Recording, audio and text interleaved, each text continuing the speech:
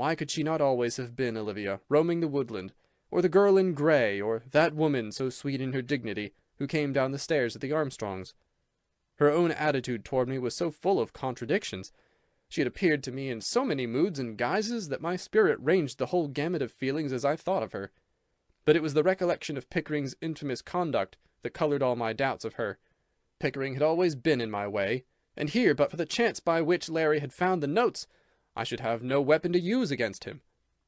The wind rose and drove shrilly around the house. A bit of scaffolding on the outer walls rattled loose somewhere and crashed down on the terrace. I grew restless, my mind intent upon the many chances of the morrow, and running forward to the future. Even if I won in my strife with Pickering, I had yet my way to make in the world. His notes were probably worthless. I did not doubt that. I might use them to procure his removal as executor, but I did not look forward with any pleasure to a legal fight over a property that had brought me only trouble.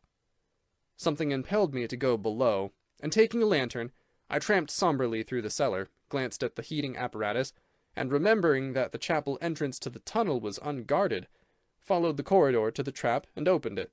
The cold air blew up sharply, and I thrust my head down to listen. A sound at once arrested me. I thought at first it must be the suction of the air, but Glenarm House was no place for conjectures, and I put the lantern aside and jumped down into the tunnel.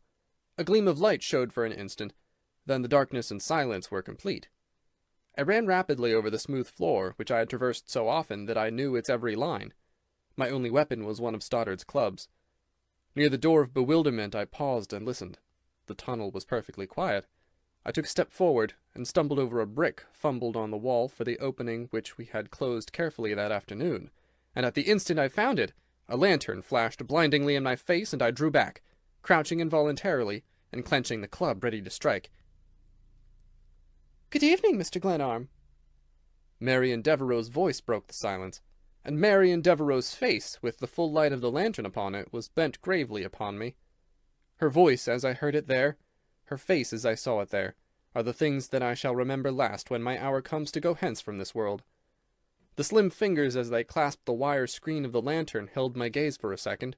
The red tam-o'-shanter that I had associated with her youth and beauty was tilted rakishly on one side of her pretty head. To find her here seeking, like a thief in the night, for some means of helping Arthur Pickering, was the bitterest drop in the cup. I felt as though I had been struck with a bludgeon. "I beg your pardon," she said, and laughed. "There doesn't seem to be anything to say, does there?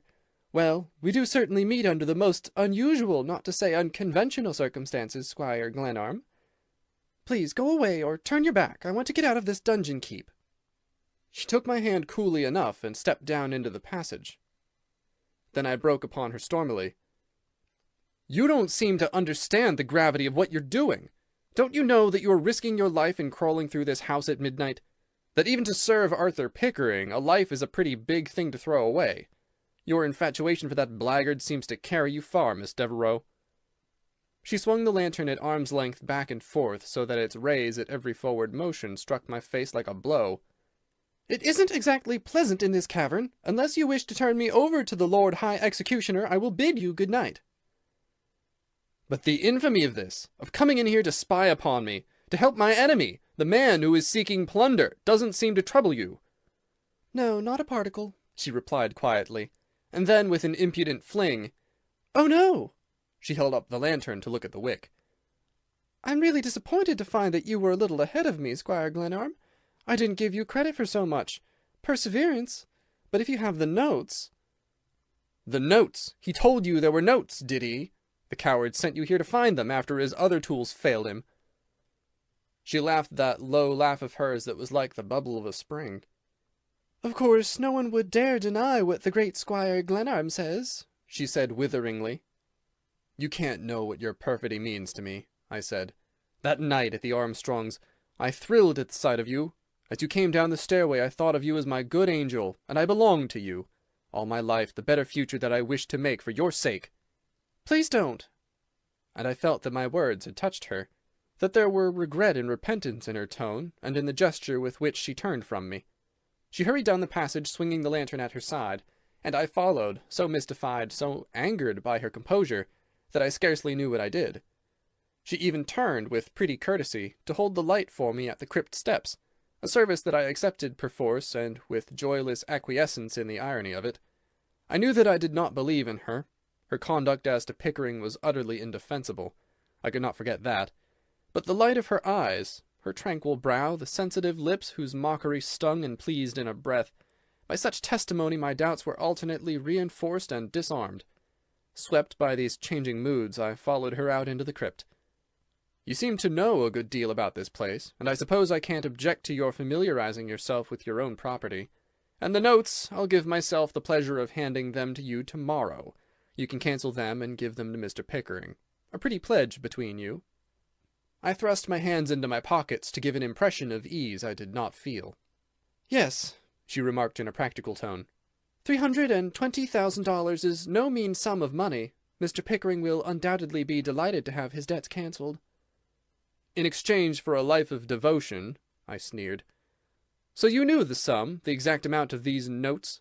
He hasn't served you well. He should have told you that we found them today. You're not nice, are you, Squire Glenarm, when you are cross? She was like Olivia now.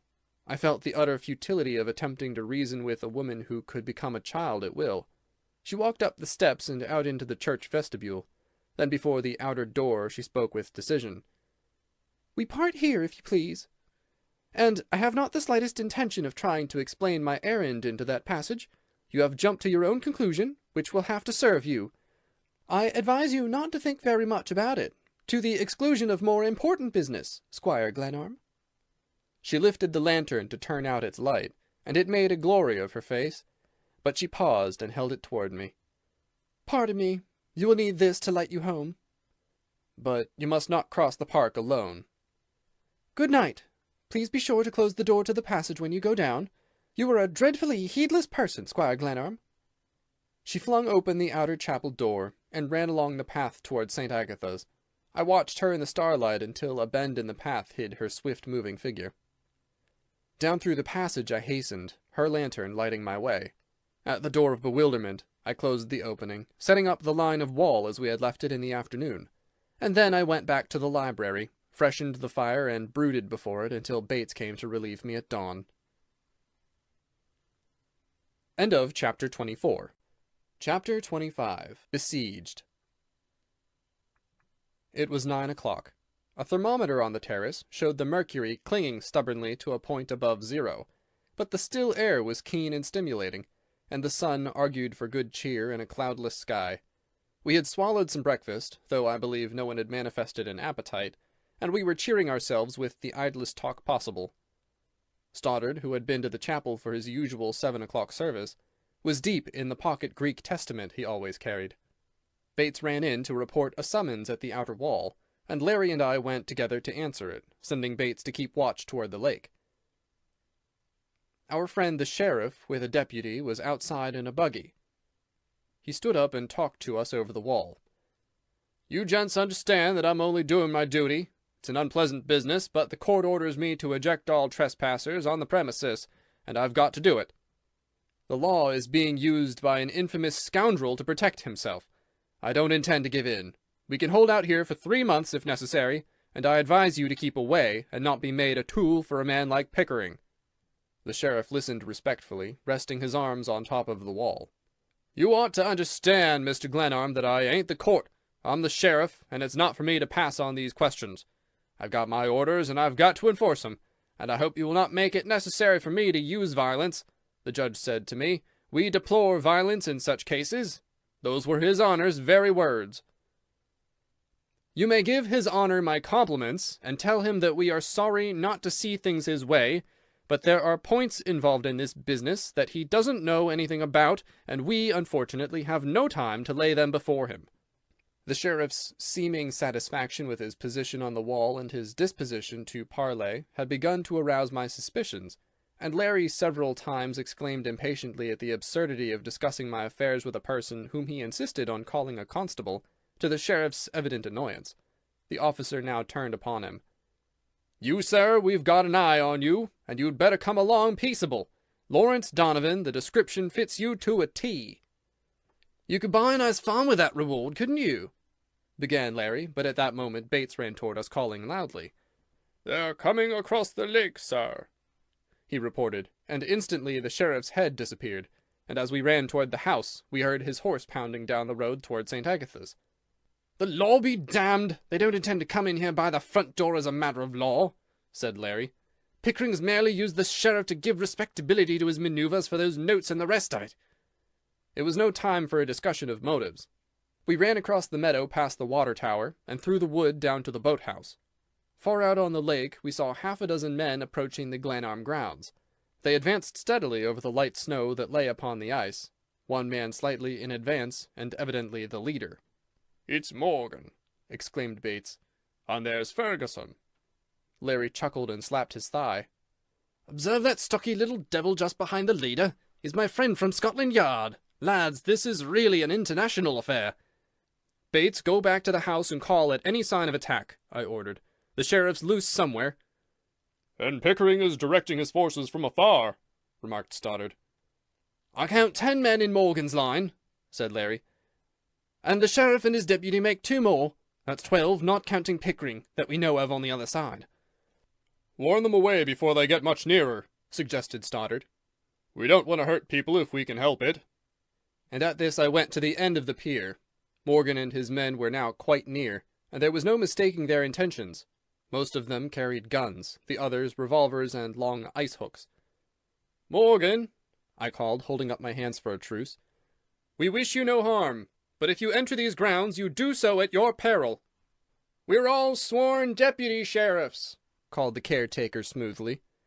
"We've got the law behind us." "That must be why you're coming in the back way," I replied. The thick-set man whom Larry had identified as the English detective now came closer and addressed me in a high key. "You're harbouring a bad man, Mr. Glenarm. You'd better give him up. The American law supports me, and you'll get yourself in trouble if you protect that man. You may not understand it, sir, that he's a very dangerous character." "Thanks, Davidson," called Larry. "You'd better keep out of this. You know I'm a bad man with a shillelagh." "That you are, you blackguard!" yelled the officer so spitefully that we all laughed. I drew back to the boathouse. "They're not going to kill anybody if they can help it," remarked Stoddard, "any more than we are. Even deputy sheriffs are not turned loose to do murder, and the Wabana County Court wouldn't, if it hadn't been imposed on by Pickering, lend itself to a game like this." "Now we're in for it," yelled Larry, and the 12 men in close order came running across the ice towards the shore. "Open order and fall back slowly toward the house," I commanded, and we deployed from the boathouse while the attacking party still clung together.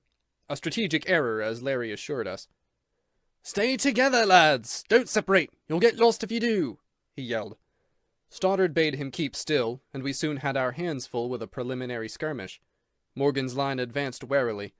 Davidson, the detective, seemed disgusted at Morgan's tactics, openly abused the caretaker, and ran ahead of his column, revolver in hand, bearing down upon Larry, who held our center. The Englishman's haste was his undoing. The light fall of snow a few days before had gathered in the little hollows of the wood deceptively. The detective plunged into one of these, and fell sprawling on all fours, a calamity that caused his comrades to pause uneasily. Larry was upon his enemy in a flash, wrenched his pistol away, and pulled the man to his feet. "Ah, Davidson, there's many a slip. Move if you dare, and I'll plug you with your own gun."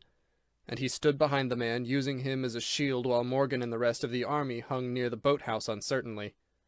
"It's the strategic intellect we've captured, General," observed Larry to me. "You see, the American invaders were depending on British brains." Morgan now acted on the hint we had furnished him, and sent his men out as skirmishers. The loss of the detective had undoubtedly staggered the caretaker, and we were slowly retreating toward the house, Larry with one hand on the collar of his prisoner, and the other grasping the revolver with which he poked the man frequently in the ribs. We slowly continued our retreat, fearing a rush, which would have disposed of us easily enough if Morgan's company had shown more of a fighting spirit. Stoddard's presence rather amazed them, I think, and I saw that the invaders kept away from his end of the line. We were far apart, stumbling over the snow-covered earth and calling to one another now and then, that we might not become too widely separated. Davidson did not relish his capture by the man he had followed across the ocean, and he attempted once to roar a command to Morgan. "Try it again," I heard Larry admonish him. "Try that once more. And the sword, God bless it, will never feel the delicate imprint of your webbed feet again."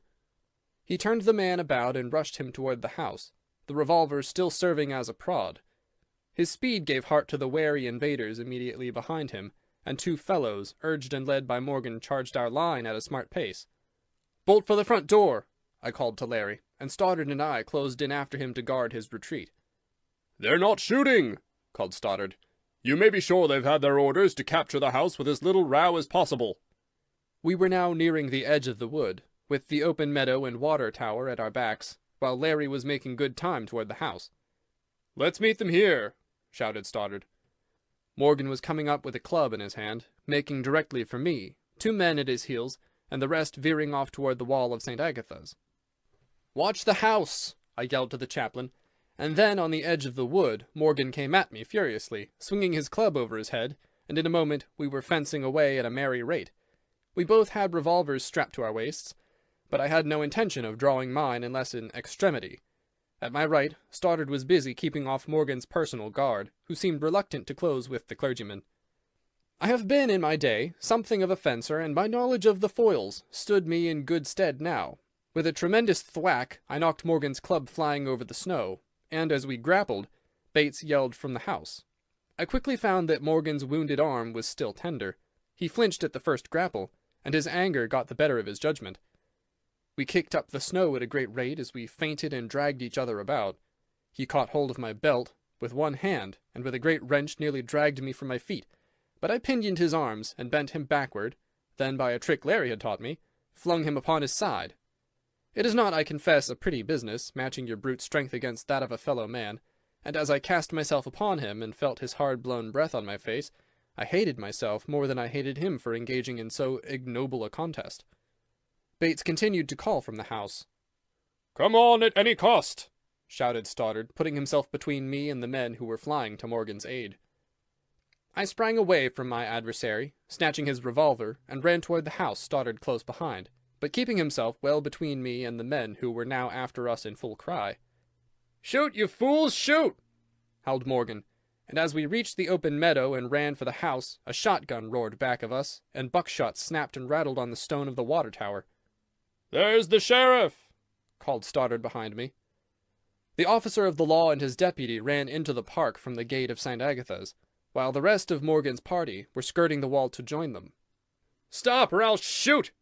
yelled Morgan, and I felt Stoddard pause in his gigantic stride to throw himself between me and the pursuers. "Sprint for it, hot!" he called very coolly, as though he were coaching me in a contest of the most amiable sort imaginable. "Get away from those guns!" I panted, angered by the very generosity of his defense. "Feint for the front entrance and then run for the terrace and the library door," he commanded as we crossed the little ravine bridge. "They've got us headed off." Twice the guns boomed behind us, and twice I saw a shot cut into the snow about me. "I'm all right," called Stoddard reassuringly, still at my back.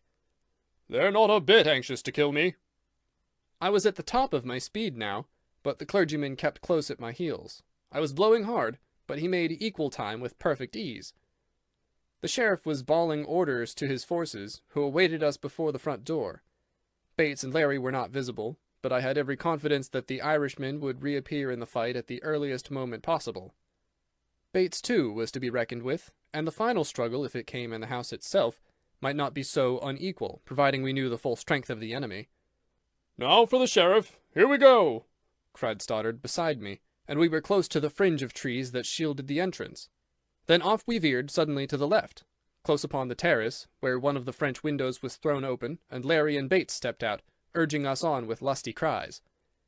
They caught us by the arms and dragged us over where the balustrade was lowest, and we crowded through the door and slammed it. As Bates snapped the bolts, Morgan's party discharged its combined artillery, and the sheriff began a great clatter at the front door. "Gentlemen, we're in a state of siege," observed Larry, filling his pipe. Shot spattered on the wails, and several panes of glass cracked in the French windows. "All's tight below, sir," reported Bates. "I thought it best to leave the tunnel trap open for our own use. Those fellows won't come in that way. It's too much like a blind alley." "Where's your prisoner, Larry?" "Potato cellar. Quite comfortable, thanks." It was 10 o'clock, and the besiegers suddenly withdrew a short distance for parley among themselves. Outside the sun shone brightly, and the sky was never bluer.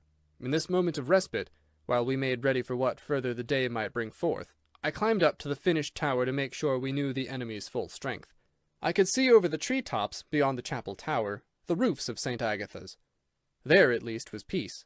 And in that moment, looking over the black wood, with the snow lying upon the ice of the lake, white and gleaming under the sun, I felt unutterably lonely and heartsick, and tired of strife. It seemed 1,000 years ago that I had walked and talked with the child Olivia, and 10,000 years more since the girl in grey at the Annandale station had wakened in me a higher aim, and quickened a better impulse than I had ever known. Larry roared my name through the lower floors. I went down with no wish in my heart but to even matters with Pickering and be done with my grandfather's legacy forever. "The sheriff and Morgan have gone back toward the lake," reported Larry. "They've gone to consult their chief," I said. "I wish Pickering would lead his own battalions. It would give social prestige to the fight." "Bah, these women!" And Larry tore the corner from a cartridge box. Stoddard, with a pile of clubs within reach, lay on his back on the long leather couch, placidly reading his Greek Testament. Bates, for the first time since my arrival, seemed really nervous and anxious. He pulled a silver watch from his pocket several times, something I had never seen him do before. He leaned against the table, looking strangely tired and worn, and I saw him start nervously as he felt Larry's eyes on him. "I think, sir, I'd better take another look at the outer gates," he remarked to me quite respectfully. His disturbed air aroused my old antagonism. Was he playing double in the matter?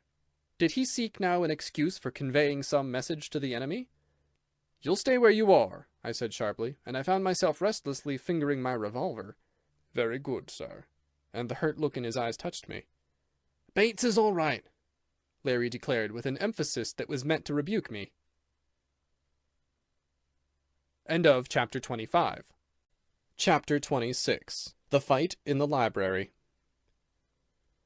"They're coming faster this time," remarked Stoddard. "Certainly. The General has been cursing them right heartily for retreating without the loot. He wants his $300,000 autograph collection," observed Larry. "Why doesn't he come for it himself, like a man?" I demanded. "Like a man, do you say?" ejaculated Larry. "Faith, and you flatter the fathead." It was nearly 11 o'clock when the attacking party returned after a parley on the ice beyond the boathouse. The 4 of us were on the terrace ready for them. They came smartly through the wood, the sheriff and Morgan slightly in advance of the others. I expected them to slacken their pace when they came to the open meadow, but they broke into a quick trot at the water tower, and came toward the house as steady as veteran campaigners. "Shall we try gunpowder?"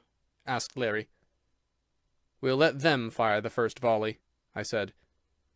"They've already tried to murder you and Stoddard. I'm in for letting loose with the elephant guns," protested the Irishman. "Stand to your clubs," admonished Stoddard, whose own weapon was comparable to the scriptural weaver's beam. "Possession is 9 points of the fight, and we've got the house."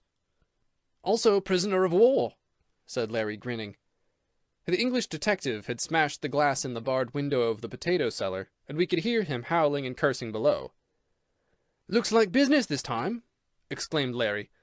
"Spread out now, and the first head that sticks over the balustrade gets a dose of hickory."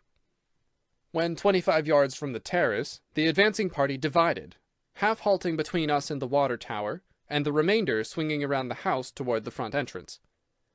"Ah, look at that!" yelled Larry. "It's a battering ram they have! Oh, man of peace, have I your majesty's consent to try the elephant guns now?"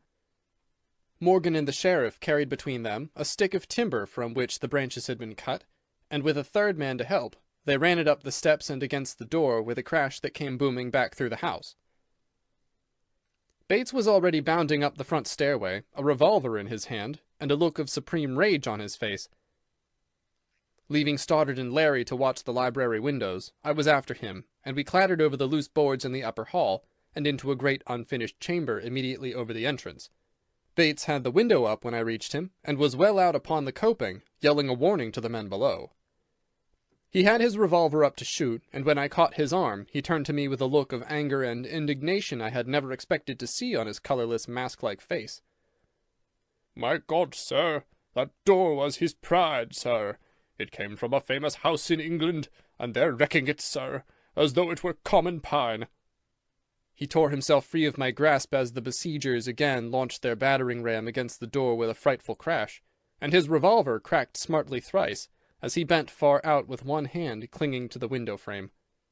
His shots were a signal for a sharp reply from one of the men below, and I felt Bates start, and pulled him in, the blood streaming from his face. "It's all right, sir, all right. Only a cut across my cheek, sir." And another bullet smashed through the glass, spurting plaster dust from the wall. A fierce onslaught below caused a tremendous crash to echo through the house, and I heard firing on the opposite side where the enemy's reserve was waiting. Bates, with a handkerchief to his face, protested that he was unhurt. "Come below. There's nothing to be gained here." And I ran down to the hall, where Stoddard stood, leaning upon his club like a Hercules, and coolly watching the door as it leapt and shook under the repeated blows of the besiegers. A gun roared again at the side of the house, and I ran to the library, where Larry had pushed furniture against all the long windows save one, which he held open. He stepped out upon the terrace, and emptied a revolver at the men who were now creeping along the edge of the ravine beneath us. One of them stopped and discharged a rifle at us with deliberate aim. The ball snapped snow from the balustrade, and screamed away harmlessly. "Ah, such monkeys!" he muttered. "I believe I've hit that chap." One man had fallen, and lay howling in the ravine, his hand to his thigh, while his comrades paused, demoralized. "Serves you right, you blackguard," Larry muttered. I pulled him in, and we jammed a cabinet against the door. Meanwhile, the blows at the front continued with increasing violence. Stoddard still stood there, where I had left him. Bates was not in sight, but the barking of a revolver above showed that he had returned to the window to take vengeance on his enemies. Stoddard shook his head in deprecation. "They fired first. We can't do less than get back at them," I said between the blows of the battering ram. A panel of the great oak door now splintered in, but their fear that we might use the opening as a loophole, they scampered out into range of Bates' revolver. In return, we heard a rain of small shot on the upper windows, and a few seconds later Larry shouted that the flanking party was again at the terrace. This movement evidently heartened the sheriff, for, under a fire from Bates, his men rushed up and the log crashed again into the door, shaking it free of the upper hinges. The lower fastenings were wrenched loose in an instant later, and the men came tumbling into the hall. The sheriff, Morgan, and 4 others I had never seen before. Simultaneously, the flanking party reached the terrace, and were smashing the small panes of the French windows. We could hear the glass crack and tinkle above the confusion at the door. In the hall, he was certainly a lucky man who held his weapon a moment after the door tumbled in. I blazed at the sheriff with my revolver as he stumbled, and half fell at the threshold, so that the ball passed over him, but he gripped me by the legs and had me prone, and half dazed by the rap of my head on the floor. I suppose I was 2 or 3 minutes at least getting my wits. I was first conscious of Bates grappling the sheriff, who sat upon me, and as they struggled with each other, I got the full benefit of their combined swerving, tossing weight. Morgan and Larry were trying for a chance at each other with revolvers, while Morgan backed the Irishman slowly toward the library. Stoddard had seized one of the unknown deputies with both hands by the collar, and gave his captive a tremendous swing, jerking him high in the air and driving him against another invader, with a blow that knocked both fellows spinning into a corner. "Come on to the library!" shouted Larry, and Bates, who had got me to my feet, dragged me down the hall toward the open library door. Bates presented at this moment an extraordinary appearance, with the blood from the scratch on his face coursing down his cheek and upon his shoulder. His coat and shirt had been torn away, and the blood was smeared over his breast. The fury and indignation in his face was something I hope not to see again in a human countenance.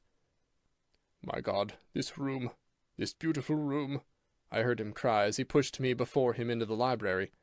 "It was Mr. Glenarm's pride," he muttered, and sprang upon a burly fellow who had came in through one of the library doors, and was climbing over the long table we had set up as a barricade. We were now between 2 fires. The sheriff's party had fought valiantly to keep us out of the library, and now that we were within, Stoddard's big shoulders held the door half closed against the combined strength of the men in the ball. This pause was fortunate, for it gave us an opportunity to deal singly with the fellows who were climbing in from the terrace. Bates had laid one of them low with a club, and Larry disposed of another, who had made a murderous effort to stick a knife into him. It was with Stoddard against the door where the sheriff's men were slowly gaining upon us. "Let go on the jump when I say 3, said Stoddard, and at his word we sprang away from the door and into the room. Larry yelled with joy as the sheriff and his men pitched forward and sprawled upon the floor, and we were at it again in a hand-to-hand conflict to clear the room. "Hold that position, sir," yelled Bates. Morgan had directed the attack against me, and I was driven upon the hearth before the great fireplace. The sheriff, Morgan, and Ferguson hemmed me in. It was evident that I was the chief culprit, and they wished to eliminate me from the contest. Across the room, Larry, Stoddard, and Bates were engaged in a lively rough and tumble with the rest of the besiegers, and Stoddard, seeing my plight, leaped the overturned table, broke past the trio, and stood at my side, swinging a chair. At that moment, my eyes, sweeping the outer doors, saw the face of Pickering. He had come to see that his orders were obeyed, and I remember yet my satisfaction, as hemmed in by the men he had hired to kill me or drive me out, I felt rather than saw the cowardly horror depicted upon his face. Then the trio pressed in upon me. As I threw down my club and drew my revolver, someone across the room fired several shots, whose roar through the room seemed to arrest the fight for an instant, and then, while Stoddard stood at my side swinging his chair defensively, the great chandelier, loosened or broken by the shots, fell with a mighty crash of its crystal pendants. The sheriff, leaping away from Stoddard's club, was struck on the head and borne down by the heavy glass. Smoke from the firing floated in clouds across the room, and there was a moment's silence save for the sheriff, who was groaning and cursing under the debris of the chandelier. At the door Pickering's face appeared again, anxious and frightened. I think the scene in the room, and the slow progress his men were making against us, had half paralyzed him. We were all getting our second wind for a renewal of the fight, with Morgan in command of the enemy. One or two of his men, who had gone down early in the struggle, were now crawling back for revenge. I think I must have raised my hand and pointed at Pickering, for Bates wheeled like a flash, and before I realized what happened, he had dragged the executioner into the room. "You scoundrel! You ingrate!" howled the servant. The blood on his face and bare chest, and the hatred in his eyes made him a hideous object. But in that lull of the storm while we waited, watching for an advantage, I heard off somewhere, above or below, that same sound of footsteps that I had remarked before. Larry and Stoddard heard it, Bates heard it, and his eyes fixed upon Pickering with a glare of malicious delight. "There comes our old friend the ghost!" yelled Larry. "I think you are quite right, sir," said Bates. He threw down the revolver he held in his hand, and leaned upon the edge of the long table that lay on its side, his gaze still bent on Pickering, who stood with his overcoat buttoned close, his derby hat on the floor beside him, where it had fallen as Bates hauled him into the room. The sound of a measured step, of someone walking, of a careful foot on a stairway, was quite distinct. I even remarked the slight stumble that I had noticed before. We were all so intent on those steps in the wall that we were off guard. I heard Bates yell at me, and Larry and Stoddard rushed for Pickering. He had drawn a revolver from his overcoat pocket, and thrown it up to fire at me, when Stoddard sent the weapon flying through the air. "Only a moment now, gentlemen," said Bates, an odd smile on his face. He was looking past me toward the right end of the fireplace. There seemed to be in the air a feeling of something impending. Even Morgan and his men, half crouching, ready for a rush at me, hesitated, and Pickering glanced nervously from one to the other of us. It was the calm before the storm. In a moment we should be at each other's throats for the final struggle, and yet we waited. In the wall I heard still the sound of steps. They were clear to all of us now. We stood there for what seemed an eternity. I suppose the time was really not more than 30 seconds, inert, waiting, while I felt that something must happen. The silence, the waiting were intolerable. I grasped my pistol and bent low for a spring at Morgan, with the overturned table and wreckage of the chandelier between me and Pickering, and every man in the room was instantly on alert. All but Bates. He remained rigid, that curious smile on his blood-smeared face, his eyes bent toward the end of the great fireplace back of me. That look on his face held, arrested, numbed me. I followed it. I forgot Morgan. A tacit truce held us all again. I stepped back till my eyes fastened on the broad-panelled chimney-breast at the right of the hearth, and it was there now that the sound of footsteps in the wall was heard again. Then it ceased utterly. The long panel opened slowly, creaking slightly upon its hinges. Then down into the room stepped Marian Devereux. She wore the dark gown in which I had seen her last, and a cloak was drawn over her shoulders. She laughed as her eyes swept the room. "Ah, gentlemen," she said, shaking her head as she viewed our disorder, "what wretched housekeepers you are!" Steps were again heard in the wall, and she turned to the panel, held it open with one hand, and put out the other, waiting for someone who followed her.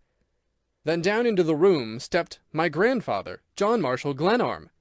His staff, his cloak, the silk hat above his shrewd face, and his sharp black eyes were unmistakable.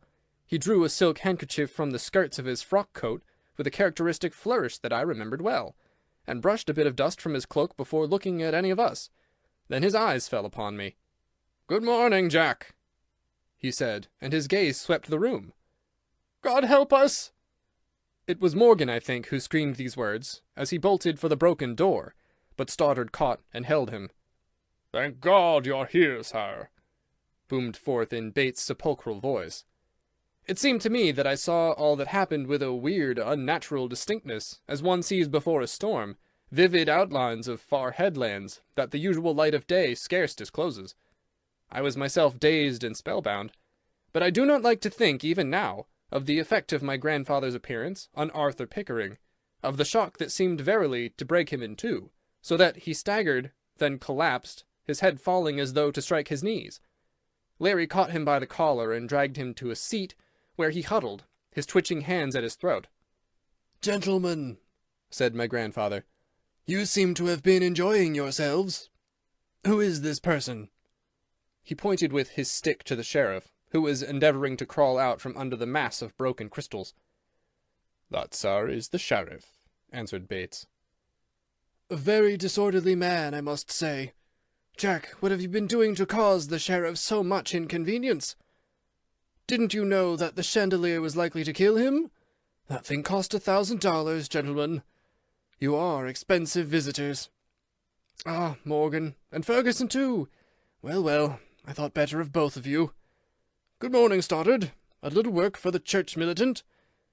And this gentleman?" He indicated Larry, who was for once in his life without anything to say. "Mr. Donovan, a friend of the house," explained Bates. "Pleased, I'm sure," said the old gentleman. "Glad the house had a friend. It seems to have had enemies enough," he added dolefully, and he eyed the wreck of the room ruefully. The good humour in his face reassured me, but still I stood in tongue-tied wonder, staring at him. "And Pickering!" John Marshall Glenarm's voice broke with a quiet mirth that I remembered as the preface usually of something unpleasant. "Well, Arthur, I'm glad to find you on guard, defending the interests of my estate, at the risk of your life, too. Bates." "Yes, Mr. Glenarm." "You ought to have called me earlier. I really prized that chandelier immensely, and this furniture wasn't so bad." His tone changed abruptly. He pointed to the sheriff's deputies, one after the other, with his stick. There was, I remembered, always something insinuating, disagreeable, and final about my grandfather's staff. "Clear out," he commanded. "Bates, see these fellows through the wall. Mr. Sheriff, if I were you, I'd be very careful indeed what I said of this affair. I'm a dead man come to life again, and I know a great deal that I didn't know before I died. Nothing, gentlemen, fits a man for life like a temporary absence from this cheerful and pleasant world. I recommend you to try it." He walked about the room with the quick, eager step that was peculiarly his own, while Stoddard, Larry, and I stared at him. Bates was helping the dazed sheriff to his feet. Morgan and the rest of the foe were crawling and staggering away, muttering as though imploring the air of heaven against an evil spirit. Pickering sat silently, not sure whether he saw a ghost or real flesh and blood, and Larry kept close to him, cutting off his retreat. I think we all experienced that bewildered feeling of children who are caught in mischief by a sudden parental visitation. My father went about peering at the books, with a tranquil air that was disquieting. He paused suddenly before the design for the memorial tablet, which I had made early in my stay at Glenarm House. I had sketched the lettering with some care, and pinned it against a shelf for my more leisurely study of its phrases. The old gentleman pulled out his glasses, and stood with his hands behind his back reading. When he finished, he walked to where I stood. "Jack," he said. "Jack, my boy." His voice shook, and his hands trembled as he laid them on my shoulders. "Marian." He turned, seeking her, but the girl had vanished. "Just as well," he said. "This room is hardly an edifying sight for a woman." I heard for an instant a light, hurried step in the wall. Pickering, too, heard that faint, fugitive sound, and our eyes met at the instant it ceased. The thought of her tore my heart, and I felt that Pickering saw and knew and was glad. "They've all gone, sir," reported Bates, returning to the room. "Now, gentlemen," began my grandfather, seating himself, I owe you an apology. This little secret of mine was shared by only 2 persons. One of these was Bates." He paused as an exclamation broke from all of us, and he went on, enjoying our amazement. "And the other was Marian Devereux. I had often observed that at a man's death his property gets into the wrong hands, or becomes a bone of contention among lawyers. Sometimes," and the old gentleman laughed, "an executor proves incompetent or dishonest. I was thoroughly fooled in you, Pickering. The money you owe me is a large sum, and you were so delighted to hear of my death that you didn't even make sure I was really out of the way. You were perfectly willing to accept Bates' word for it, and I must say that Bates carried it off splendidly." Pickering rose, the blood surging again in his face, and screamed at Bates, pointing a shaking finger at the man. "You impostor! You perjurer! The law will deal with your case." "To be sure," resumed my grandfather calmly, "Bates did make false affidavits about my death, but possibly—" "It was in a Pickwickian sense, sir," said Bates gravely. "And in a righteous cause," declared my grandfather. "I assure you, Pickering, that I have every intention of taking care of Bates. His weekly letters giving an account of the curious manifestations of your devotion to Jack's security and peace were alone worth a goodly sum. But Bates—" The old gentleman was enjoying himself hugely. He chuckled now, and placed his hand on my shoulder. "Bates, it was too bad I got those missives of yours all in a bunch. I was in a dahabeah on the Nile, and they don't have rural free delivery in Egypt. Your cablegram called me home before I got the letters, but thank God, Jack, you're alive." There was real feeling in these last words, and I think we were all touched by them. "Amen to that," cried Bates. "And now, Pickering, before you go, I want to show you something. It's about this mysterious treasure that has given you, and I hear the whole countryside, so much concern. I'm disappointed in you, Jack, that you couldn't find the hiding place. I designed that as a part of your architectural education. Bates, give me a chair." The man gravely drew a chair out of the wreckage and placed it upon the hearth. My grandfather stepped upon it, seized one of the bronze sconces above the mantel, and gave it a sharp turn. At the same moment, Bates, upon another chair, grasped the companion bronze and wrenched it sharply. Instantly some mechanism creaked in the great oak chimney-breast, and the long oak panels swung open, disclosing a steel door with a combination knob.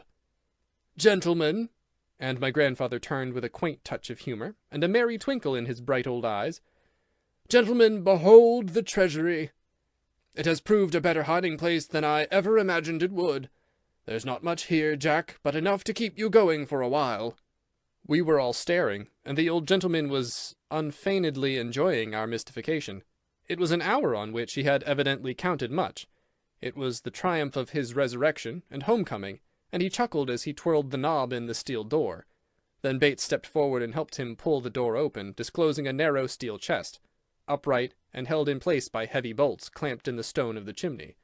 It was filled with packets of papers placed on shelves, and tied neatly with tape. "Jack," said my grandfather, shaking his head, "you wouldn't be an architect, and you're not much of an engineer either, or you'd have seen that the panelling was heavier than was necessary. There's $200,000 in first-rate securities. I vouch for them. Bates and I put them there just before I went to Vermont to die." "I've sounded those panels a dozen times," I protested.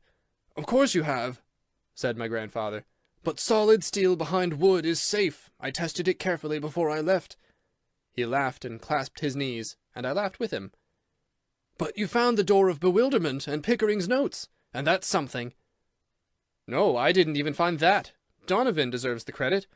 But how did you ever come to build that tunnel, if you don't mind telling me?" He laughed gleefully. "That was originally a trench for natural gas pipes. There was once a large pumping station on the site of this house, with a big trunk main running off across country to supply the towns west of here.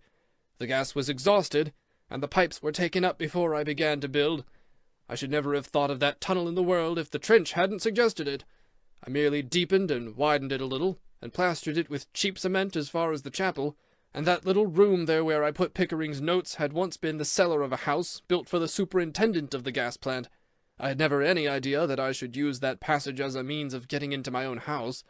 But Marian met me at the station, told me that there was trouble here, and came with me through the chapel into the cellar, and through the hidden stairway that winds around the chimney from that room where we keep the candlesticks." "But who is the ghost?" I demanded, "if you were really alive and in Egypt?" "Oh, I was the ghost. I went through there occasionally to stimulate your curiosity about the house, and you nearly caught me once." "One more thing, if we're not wearing you out. I'd like to know whether Sister Teresa owes you any money." My grandfather turned upon Pickering with blazing eyes. "You scoundrel! You infernal scoundrel! Sister Teresa never borrowed a cent of me in her life, and you have made war on that woman!" His rage choked him. He told Bates to close the door of the steel chest, and then turned to me. "Where are those notes of Pickering's?" he demanded, and I brought the packet. "Gentlemen, Mr. Pickering has gone to ugly lengths in this affair. How many murders have you gentlemen committed?" "We were about to begin actual killing when you arrived," replied Larry, grinning. "The sheriff got all his men off the premises more or less alive, sir," said Bates. "That is good. It was all a great mistake, a very great mistake," and my grandfather turned to Pickering. "Pickering, what a contemptible scoundrel you are! I lent you that $300,000 to buy securities, to give you better standing in your railroad enterprises, and the last time I saw you, you got me to release the collateral so you could raise money to buy more shares. Then after I died," he chuckled, "you thought you'd find and destroy the notes, and that would end the transaction, and if you had been smart enough to find them, you might have had them and welcome. But as it is, they go to Jack. If he shows any mercy on you in collecting them, he's not the boy I think he is." Pickering rose, seized his hat, and turned toward the shattered library door. He paused for one moment, his face livid with rage. "You old fool!" he screamed at my grandfather. "You old lunatic! I wish to God I'd never seen you! No wonder you came back to life! You're a tricky old devil and too mean to die!" He turned toward me with some similar complaint ready at his tongue's end, but Stoddard caught him by the shoulders and thrust him out upon the terrace. A moment later we saw him cross the meadow and hurry toward St. Agatha's. End of Chapter 26. Chapter 27. Changes and Chances. John Marshall Glenarm had probably never been so happy in his life as on that day of his amazing homecoming. He laughed at us, and he laughed with us, and as he went about the house explaining his plans for its completion, he chaffed us all with his shrewd humor that had been the terror of my boyhood. "Ah, if you had had the plans, of course, you would have been saved a lot of trouble. But that little sketch of the Door of Bewilderment was the only thing I left, and you found it, Jack. You really opened these good books of mine." He sent us all away to remove the marks of battle, and we gave Bates a hand in cleaning up the wreckage. Bates, the keeper of secrets. Bates, the inscrutable and mysterious. Bates, the real hero of the affair at Glenarm. He led us through the narrow stairway by which he had entered, which had been built between false walls, and we played ghost for one another, to show just how the tread of a human being around the chimney sounded. There was much to explain, and my grandfather's contrition for having placed me in so hazardous a predicament was so sincere, and his wish to make amends so evident, that my heart warmed to him. He made me describe in detail all the incidents of my stay at the house, listening with boyish delight to my adventures. "Bless my soul!" he exclaimed over and over again. And as I brought my two friends into the story, his delight knew no bounds, and he kept chuckling to himself, and insisted half a dozen times on shaking hands with Larry and Stoddard, who were, he declared, his friends as well as mine. The prisoner in the potato cellar received our due attention, and my grandfather's joy in the fact that an agent of the British government was held captive in Glenarm House was cheering to see. But the man's detention was a grave matter, as we all realized, and made imperative the immediate consideration of Larry's future. "I must go, and go at once," declared Larry. "Mr. Donovan, I should feel honored to have you remain," said my grandfather. "I hope to hold Jack here, and I wish you would share the house with us." "The sheriff and those fellows won't squeal very hard about their performances here," said Stoddard. "And they won't try to rescue the prisoner even for a reward, from a house where the dead come back to life." "No, but you can't hold a British prisoner in an American private house forever. Too many people know he's been in this part of the country, and you may be sure that the fight here and the return of Mr. Glenarm will not fail of large advertisement. All I can ask of you, Mr. Glenarm, is that you hold the fellow a few hours after I leave, to give me a start." "Certainly, but when this trouble of yours blows over, I hope you will come back and help Jack to live a decent and orderly life." My grandfather spoke of my remaining with a warmth that was grateful to my heart, but the place and its associations had grown unbearable. I had not mentioned Marian Devereux to him. I had not told him of my Christmas flight to Cincinnati, for the fact that I had run away and forfeited my right made no difference now, and I waited for an opportunity when we should be alone to talk of my own affairs. At luncheon, delayed until mid-afternoon, Bates produced champagne, and the three of us, worn with excitement and stress of battle, drank a toast standing to the health of John Marshall Glenarm. "My friends," the old gentleman rose, and we all stood, our eyes bent upon him in, I think, real affection. "I am an old and foolish man.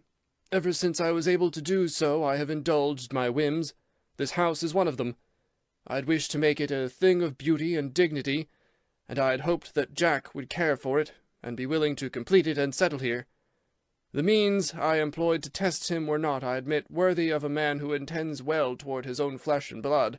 Those African adventures of yours scared me, Jack, but to think," and he laughed, "that I placed you here in this peaceful place amid greater dangers, probably, than you ever met in tiger hunting. But you have put me to shame. Here's health and peace to you." "So say we all," cried the others. "One more thing," my grandfather continued. "I don't want you to think, Jack, that you would really have been cut off under any circumstances if I had died while I was hiding in Egypt. What I wanted, boy, was to get you home. I made another will in England where I deposited the bulk of my property before I died, and did not forget you. That will was to protect you in case I really died," and he laughed cheerily. The others left us, Stoddard to help Larry get his things together, and my grandfather and I talked for an hour at the table. "I've thought that many things might happen here," I said, watching his fine, slim fingers as he polished his eyeglasses, then rested his elbows on the table and smiled at me. "I thought for a while that I should certainly be shot. Then at times I was afraid I might not be. But your return in the flesh was something I never considered among the possibilities. Bates fooled me. That talk I overheard between him and Pickering in the church porch that foggy night was the thing that seemed to settle his case. Then the next thing I knew he was defending the house at the serious risk of his life, and I was more puzzled than ever." "Yes, a wonderful man, Bates. He always disliked Pickering, and he rejoiced in tricking him." "Where did you pick Bates up? You told me he was a Yankee, but he doesn't act or talk it." My grandfather laughed. "Of course not. He's an Irishman and a man of education, but that's all I know about him, except that he is a marvellously efficient servant." My mind was not on Bates. I was thinking now of Marian Devereux. I could not go on further with my grandfather without telling him how I had run away and broken faith with him, but he gave me no chance. "You will stay on here? You will help me to finish the house?" he asked with an unmistakable eagerness of look and tone. It seemed harsh and ungenerous to tell him that I wished to go, that the great world lay beyond the confines of Glenarm for me to conquer, that I had lost as well as gained by those few months at Glenarm House, and wished to go away. It was not the mystery now fathomed, nor the struggle now ended, that was uppermost in my mind and heart, but memories of a girl who had mocked me with delicious girlish laughter, who had led me away that I might see her transformed into another more charming being. It was a comfort to know that Pickering, trapped and defeated, was not to benefit by the bold trick she had helped him play upon me. His loss was hers as well, and I was glad in my bitterness that I had found her in the passage, seeking for plunder at the behest of the same master whom Morgan, Ferguson, and the rest of them served. The fight was over, and there was nothing more for me to do in the house by the lake. After a week or so, I should go forth and try to win a place for myself. I had my profession. I was an engineer, and I did not question that I should be able to find employment. As for my grandfather, Bates would care for him, and I should visit him often. I was resolved not to give him any further cause for anxiety on account of my adventurous and roving ways. He knew well enough that his old hope of making an architect of me was lost beyond redemption. I told him that, and now I wished to depart in peace and go to some new part of the world, where there were lines to run, tracks to lay, and bridges to build. These thoughts so filled my mind that I forgot he was patiently waiting for my answer. "I should like to do anything you ask. I should like to stay here always, but I can't. Don't misunderstand me.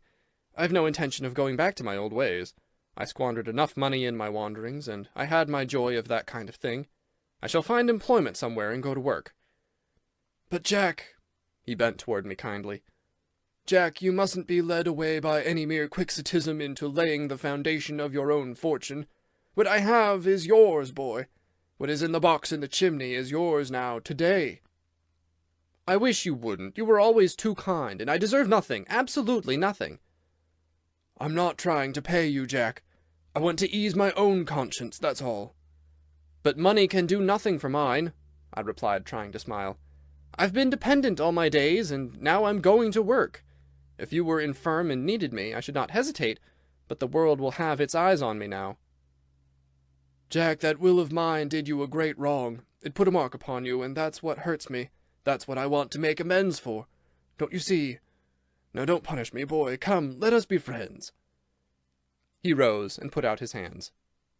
"I didn't mean that. I don't care about that. It was nothing more than I deserved. These months here have changed me. Haven't you heard me say I was going to work?" And I tried to laugh away further discussion of my future. "It will be more cheerful here in the spring," he said, as though seeking an inducement for me to remain. "When the resort colony down here comes to life, the lake is really gay." I shook my head. The lake, that pretty cupful of water, the dip and glide of a certain canoe, the remembrance of a tam-o'-shanter emerging afar off in an October sunset, my purpose to leave the place strengthened as I thought of these things. My nerves were keyed to a breaking pitch, and I turned upon him stormily. "So Miss Devereux was the other person who shared your confidence. Do you understand? Do you appreciate the fact that she was Pickering's ally?" "I certainly do not," he replied coldly. "I'm surprised to hear you speak so of a woman whom you can scarcely know." "Yes, I know her. My God, I have reason to know her. But even when I found her out, I did not dream that the plot was as deep as it is. She knew that it was a scheme to test me, and she played me into Pickering's hands. I saw her only a few nights ago down there in the tunnel acting as his spy, looking for the lost notes that she might gain grace in his eyes by turning them over to him. You know I always hated Pickering. He was too smooth, too smug, and you and everybody else were forever praising him to me. He was always held up to me as a model, and the first time I saw Marian Devereux she was with him. It was at Sherry's the night before I came here. I suppose she reached St. Agatha's only a few hours ahead of me." "Yes, Sister Teresa was her guardian. Her father was a dear friend, and I knew her from her early childhood. You are mistaken, Jack. Her knowing Pickering means nothing. They both lived in New York and moved in the same circle." "But it doesn't explain her efforts to help him, does it?" I blazed. "He wished to marry her. Sister Teresa told me that, and I failed. I failed miserably to keep my obligation here. I ran away to follow her." "Ah, to be sure. You were away Christmas Eve when those vandals broke in. Bates merely mentioned it in the last report I got as I came through New York. That was all right. I assumed, of course, that you had gone off somewhere to get a little Christmas cheer. I don't care anything about it." "But I had followed her. I went to Cincinnati to see her. She dared me to come. It was a trick, a part of the conspiracy to steal your property." The old gentleman smiled. It was a familiar way of his to grow calm as other people waxed angry. "She dared you to come, did she? That is quite like Marian. But you didn't have to go, did you, Jack?" "Of course not. Of course I didn't have to go, but—" I stammered, faltered, and ceased. Memory threw open her portals with a challenge. I saw her on the stairway at the Armstrongs. I heard her low, soft laughter. I felt the mockery of her voice and eyes. I knew again the exquisite delight of being near her.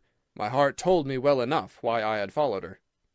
"Jack, I'm glad I'm not buried up there in that Vermont graveyard with nobody to exercise the right of guardianship over you.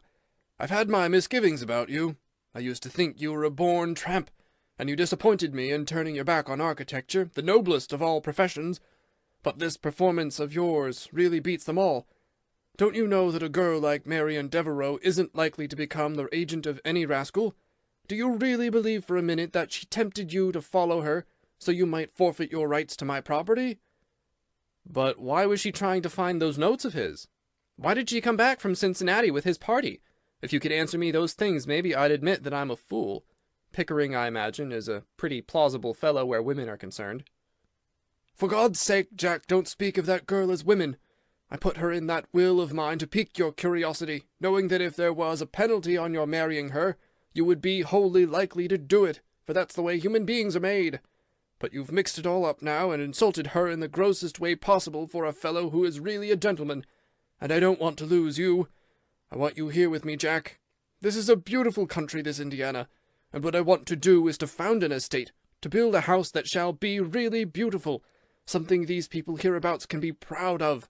And I want you to have it with me, Jack, to link our name to these woods and that pretty lake. I'd rather have that for my neighbour than any lake in Scotland. These rich Americans who go to England to live don't appreciate the beauty of their own country. This landscape is worthy of the best that man can do, and I didn't undertake to build a crazy house, so much as one that should have some dignity and character. That passage around the chimney is an indulgence, Jack. I'll admit it's a little bizarre. You see, that chimney isn't so big outside as it is in. And he laughed and rubbed his knees with the palms of his hands. And my bringing foreign labourers here wasn't really to make it easier to get things done my way. Wait till you have seen the May apples blossom and hear the robins sing in the summer twilight. Help me to finish the house. Then if you want to leave, I'll bid you Godspeed. The feeling in his tone, the display of sentiment, was so at variance with my old notion of him, touched me in spite of myself. There was a characteristic nobility and dignity in his plan. It was worthy of him, and I had never loved him as now, when he finished this appeal, and turned away to the window, gazing out upon the sombre woodland.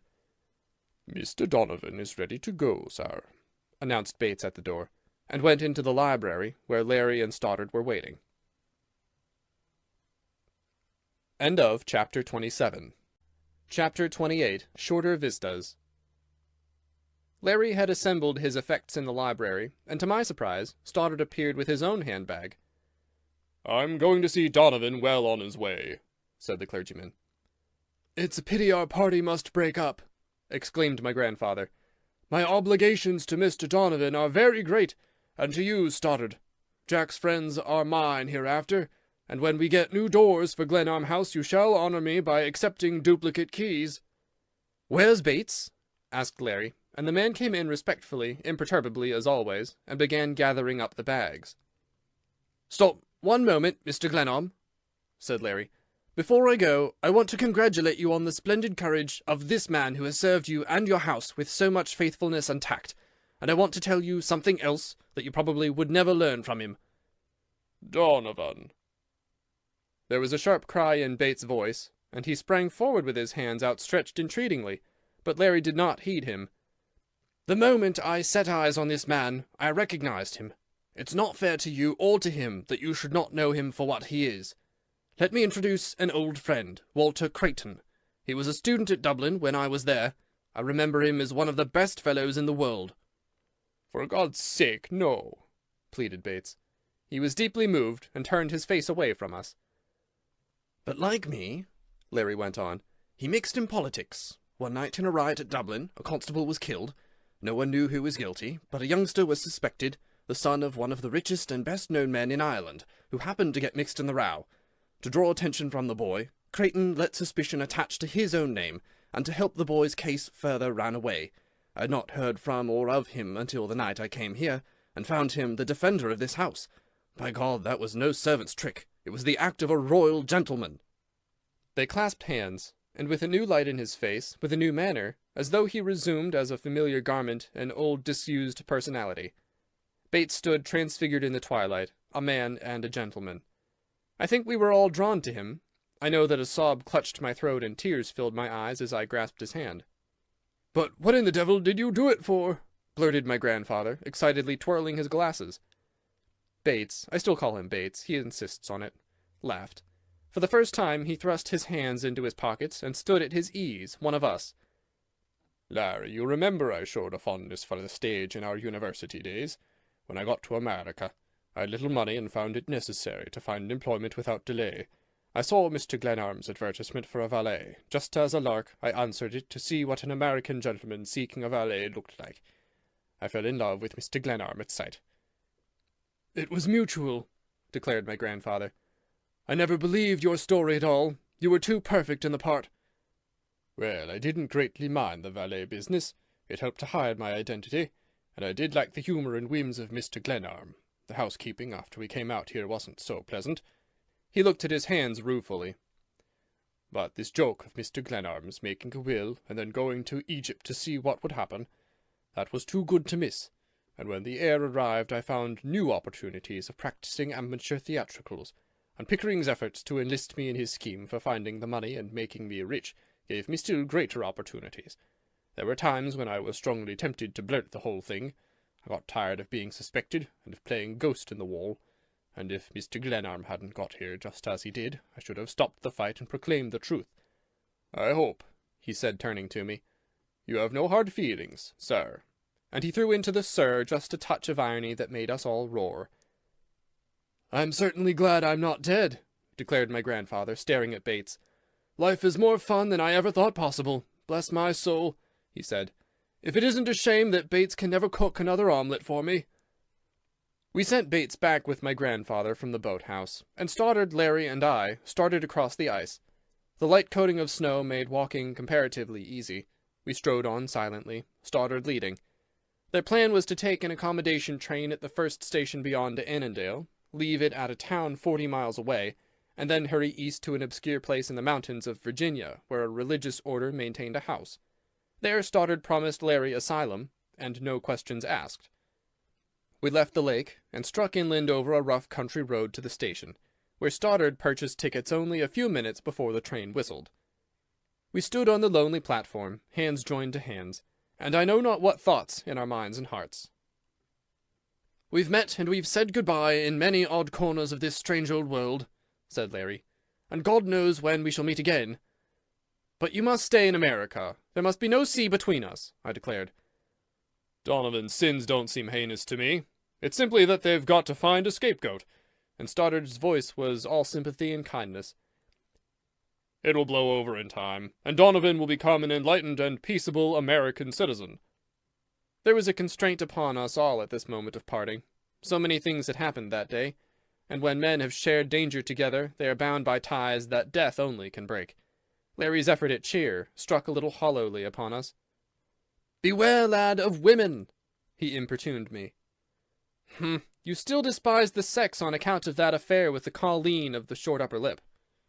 Verily, and the eyes of that little lady who guided your father back from the old world reminded me strongly of her. Bah, these women! Precious little you know about them, I retorted. The devil I don't. No, said Stoddard. Invoke the angels, not the devil. Hear him, a priest with no knowledge of the world. Alas, my cloth, and you fling it at me after I've gone through battle, murder, and sudden death with you gentlemen. We thank you, sir, for that last word, said Larry mockingly. I am reminded of the late Lord Alfred. I waited for the train at Coventry. I sung with grooms and porters on the bridge. To watch the 3 tall spires. He quoted, looking off through the twilight toward St. Agatha's. I can't see a bloomin' spire. The train was now roaring down upon us, and we clung to this light mood for our last words. Between men, gratitude is a thing best understood in silence, and these good friends, I knew, felt what I could not say. Before the year is out, we shall all meet again, cried Stoddard hopefully, seizing the bags.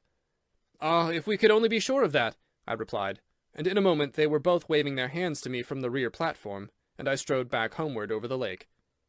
A mood of depression was upon me.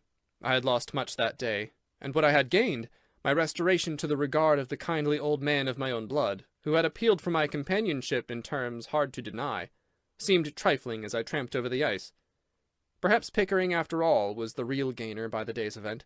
My grandfather had said nothing to allay my doubts as to Marian Devereux's strange conduct, and yet his confidence in her was apparently unshaken. I tramped on, and leaving the lake half unconsciously, struck into the wood beyond the dividing wall, where snow-covered leaves and twigs rattled and broke under my tread. I came out into an open space beyond St. Agatha's, found the walk, and turned toward home. As I neared the main entrance to the school, the door opened and a woman came out under the overhanging lamp. She carried a lantern, and turned with a hand outstretched to someone who followed her with careful steps. "Ah, Marian," cried my grandfather, "it's ever the task of youth to light the way of age." End of Chapter 28. Chapter 29. And so the light led me. He had been to see Sister Teresa, and Marian was walking with him to the gate. I saw her quite plainly in the light that fell from the lamp overhead, A long cloak covered her, and a fur toque capped her graceful head. My grandfather and his guide were apparently in high spirits. Their laughter smote harshly upon me. It seemed to shut me out, to lift a barrier against me. The world lay there within the radius of that swaying light, and I hung aloof, hearing her voice, and jealous of the very companionship and sympathy between them. But the light led me. I remembered with bitterness that I had always followed her, whether as Olivia, trailing in her girlish race across the snow, or as the girl in grey whom I had followed, wandering on that night journey at Christmas Eve. And I followed now. The distrust, my shattered faith, my utter loneliness, could not weigh against the joy of hearing that laugh of hers breaking mellowly on the night. I paused to allow the two figures to widen the distance between us as they traversed the path that curved away toward the chapel. I could still hear their voices, and see the lantern flash and disappear. I felt an impulse to turn back, or plunge into the woodland, but I was carried on uncontrollably. The light glimmered, and her voice still floated back to me. It stole through the keen winter dark like a memory of spring, and so her voice and the light led me. Then I heard an exclamation of dismay, followed by laughter in which my grandfather joined merrily. "Oh, never mind, we're not afraid," she exclaimed. I had rounded the curve in the path where I should have seen the light, but the darkness was unbroken. There was silence for a moment, in which I drew quite near to them. Then my grandfather's voice broke out cheerily. "Now I must go back with you. A fine person you are to guide an old man. A foolish virgin indeed, with no oil in her lamp." "Please do not. Of course I am going to see you quite to your own door. I don't intend to put my hand to the lantern and then turn back." "This walk isn't what it should be," said my grandfather. "We'll have to provide something better in the spring." They were still silent, and I heard him futilely striking a match. Then the lantern fell, its wires rattling as it struck the ground, and the two exclaimed with renewed merriment upon their misfortune. "If you will allow me," I called out, my hand fumbling in my pocket for my own matchbox. I have sometimes thought that there is really some sort of decent courtesy in me. An old man caught in a rough path that was none too good at best, and a girl, even though my enemy. These were, I fancy, the thoughts that crossed my mind. "Ah, it's Jack!" exclaimed my grandfather. "Marian was showing me the way to the gate, and our light went out." "Miss Devereux," I murmured. I have, I hope, an icy tone for persons who have incurred my displeasure, and I employed it then and there with no doubt its fullest value. She and my grandfather were groping in the dark for the lost lantern, and I, putting out my hand, touched her fingers. "I beg your pardon?" she murmured frostily. Then I found and grasped the lantern. "One moment," I said, "and I'll see what's the trouble." I thought my grandfather took it, but the flame of my wax match showed her fingers, clasping the wires of the lantern. The cloak slipped away, showing her arm's soft curve, the blue and white of her bodice, the purple blur of violets, and for a second I saw her face, with a smile quivering about her lips. My grandfather was beating impatiently with his stick, urging us to leave the lantern and go on. "Let it alone," he said. "I'll go down through the chapel. There's a lantern in there somewhere." "I'm awfully sorry," she remarked, "but I recently lost my best lantern." To be sure she had. I was angry that she should so brazenly recall the night I found her looking for Pickering's notes in the passage at the Door of Bewilderment. She had lifted the lantern now, and I was striving to touch the wax taper to the wick, with imminent danger to my bare fingers. "They don't really light well when the oil's out," she observed with an exasperating air of wisdom. I took it from her hand, and shook it close to my ear. "Yes, of course it's empty," I muttered disdainfully. "Oh, Mr. Glenarm!" she cried, turning away toward my grandfather. I heard his stick beating the rough path several yards away. He was hastening toward Glenarm House. "I think Mr. Glenarm has gone home." "Oh, that is too bad!" she exclaimed. "Thank you. He's probably at the chapel by this time. If you'll permit me—" "Not at all." A man well advanced in the 60s should not tax his arteries too severely. I was quite sure that my grandfather ran up the chapel steps. I could hear his stick beating hurriedly on the stone. "If you wish to go farther—" I began. I was indignant at my grandfather's conduct. He had deliberately run off, leaving me alone with a young woman whom I particularly wished to avoid. "Thank you. I shall go back now. I was merely walking to the gate with Mr. Glenarm. It is so fine to have him back again, so unbelievable." It was just such a polite murmur as one might employ in speaking to an old foe at a friend's table. She listened a moment for his step, then, apparently satisfied, turned back toward St. Agatha's. I followed, uncertain, hesitating, marking her definite onward flight. From the folds of the cloak stole the faint perfume of violets. The sight of her, the sound of her voice, combined to create, and to destroy, a mood with every step. I was seeking some colourless thing to say when she spoke over her shoulder. "You are very kind, but I am not in the least afraid, Mr. Glenarm." "But there is something I wish to say to you. I should like—" She slackened her step. "Yes?" "I'm going away." "Yes, of course, you're going away." Her tone implied that this was something that had been ordained from the beginning of time, and did not matter. "And I wish to say a word about Mr. Pickering." She paused and faced me abruptly. We were at the edge of the wood, and the school lay quite near. She caught the cloak closer about her, and gave her head a little toss I remembered well, as a trick compelled by the vagaries of woman's headdress. "I can't talk to you here, Mr. Glenarm. I had no intention of ever seeing you again, but I must say this. Those notes of Pickering's, I shall ask Mr. Glenarm to give them to you, as a mark of esteem from me." She stepped back as though I had struck her. "You risked much for them, for him," I went on. "Mr. Glenarm, I have no intention of discussing that, or any other matter with you." "It is better so." "But your accusations, the things you imply, are unjust, infamous." The quaver in her voice shook my resolution to deal harshly with her. "If I had not myself been a witness—" I began. "Yes, you have the conceit of your own wisdom, I dare say." "But that challenge to follow you, to break my pledge, my running away only to find that Pickering was close at my heels, your visit to the tunnel in search of those notes, don't you know that those things were a blow that hurt? You had been the spirit of this woodland to me. Through all these months, from the hour I watched you paddle off into the sunset in your canoe, the thought of you made the days brighter, steadied and cheered me, and wakened ambitions that I had forgotten, abandoned long ago. And this hideous struggle here, it seems so idle, so worse than useless now. But I'm glad I followed you. I'm glad that neither fortune nor duty kept me back. And now I want you to know that Arthur Pickering shall not suffer for anything that has happened. I shall make no effort to punish him. For your sake he shall go free." A sigh so deep that it was like a sob broke from her. She thrust forth her hand entreatingly. "Why don't you go to him with your generosity? You're so ready to believe ill of me, and I shall not defend myself. But I will say these things to you, Mr. Glenarm. I had no idea, no thought of seeing him at the Armstrongs' that night. It was a surprise to me and to them when he telegraphed he was coming. And when I went into the tunnel there under the wall that night, I had a purpose. A purpose—" "Yes?" She paused, and I bent forward, earnestly waiting for her words, knowing that here lay her great offending. "I was afraid.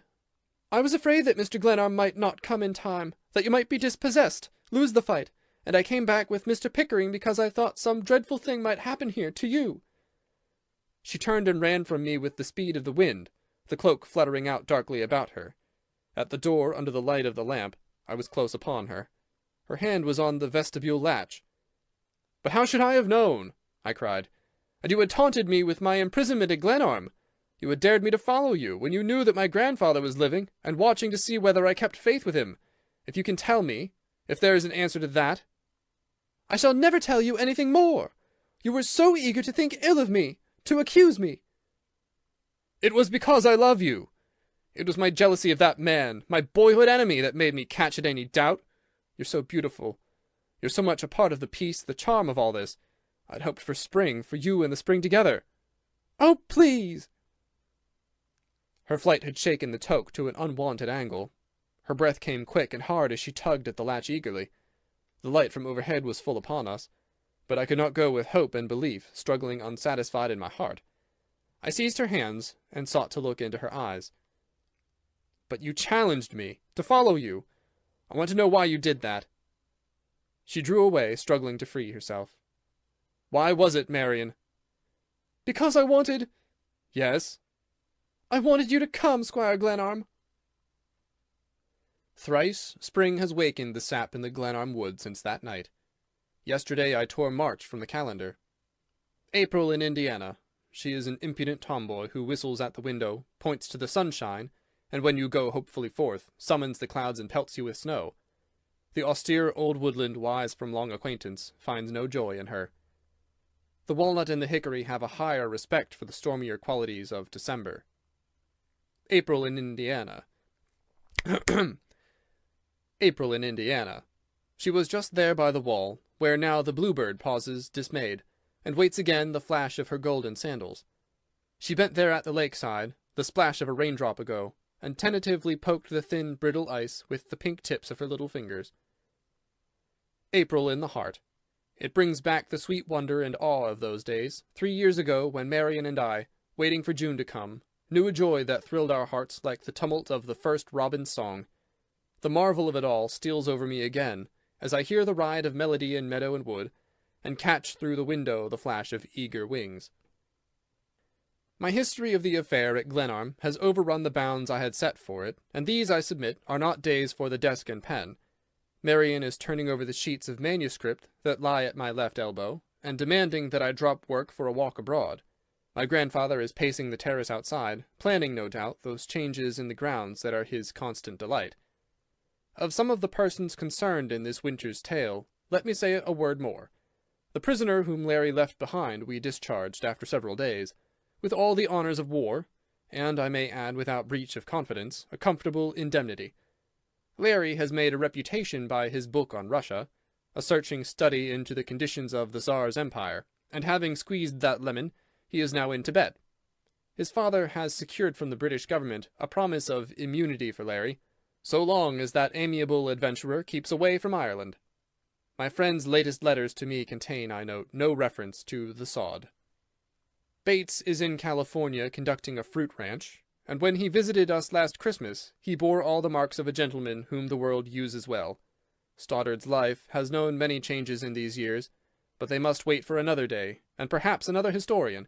Suffice it to say that it was he who married us, Marian and me, in the little chapel by the wall, and that when he comes now and then to visit us, we renew our impression of him as a man large of body and of soul.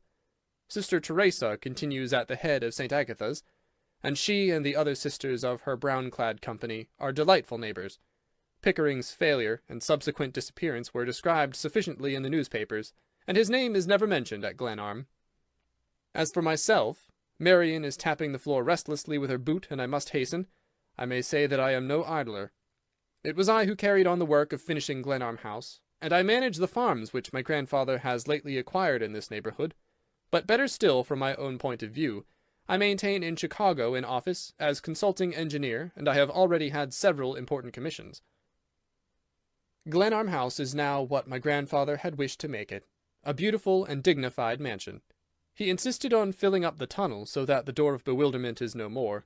The passage in the wall and the strong box in the panelling of the chimney breast remain, though the latter we use now as a hiding place for certain prized bottles of rare whiskey which John Marshall Glenarm ordains shall be taken down only on Christmas Eves to drink the health of Olivia Gladys Armstrong. That young woman, I may add, is now a belle in her own city, and of the scores of youngsters all the way from Pittsburgh to New Orleans who lay siege to her heart, my word is, may the best man win. And now, at the end, it may seem idle vanity for a man still young to write at so great length of his own affairs, but it must have been clear that mine is the humblest figure in this narrative. I wish to set forth an honest account of my grandfather's experiment in looking into this world from another, and he has himself urged me to write down these various incidents while they are still fresh in my memory. Marian, the most patient of women, is walking toward the door, eager for the sunshine, the free airs of spring, the blue vistas lakeward, and at last I am ready to go. End of Chapter 29. And end of The House of a Thousand Candles by Meredith Nicholson. Recording by Eric Leach.